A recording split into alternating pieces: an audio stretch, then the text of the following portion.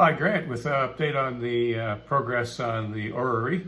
Here's the original model, and as I described before, I didn't understand the gear ratios enough to determine how to do it correctly. So this turned out to be a 1:7 reduction ratio. I'm going to show you why that doesn't work, and also show you what does work and the prototype I'm working on now. Basically, in that case, I created a gear train on the first example, first Orrery model, and I had down here, I had 10 teeth gear, a 40 teeth gear, and a 70 teeth gear. And that I thought would work out that you would have 4:7 as one ratio, and then 1:4 as the other ratio. So you multiply those together and you get, well, the 4's actually cancel out and you get a 1:7 ratio. We're looking for closer to a 1:28 ratio for the orbit of the moon.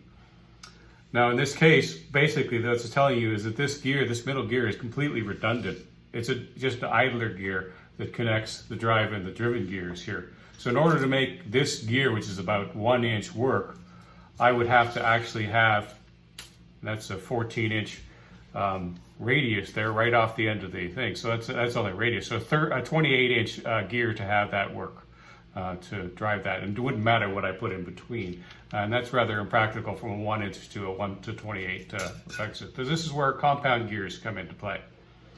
I said this was just a gear chain, but if then I take this gear chain and instead add a secondary gear, this is another 10 tooth gear here to the interior of it, then what happens is I'm able to nest the gears together and get a different product of the ratios.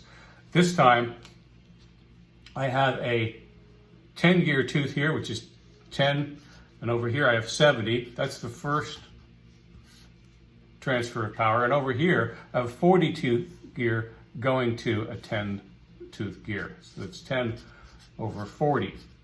So if we look at that, the zeros all go away, and we get 1:28 as our desired gear ratio. So that's what I'm working on in the second version of the Orrery, and I've got an update which will come in the next segment of the video. Okay, here's how I solved the problem specifically, because we're actually looking for an 29.5 days is the average lunar month. 28 I was using before because I was wrong, and it was also a lot easier to try and work out the gear ratios, even though I apparently failed at that the first time. But I did work out how to do this one by varying the number of teeth very subtly. Essentially starting at the first gear in the compound train and the second gear in the compound train.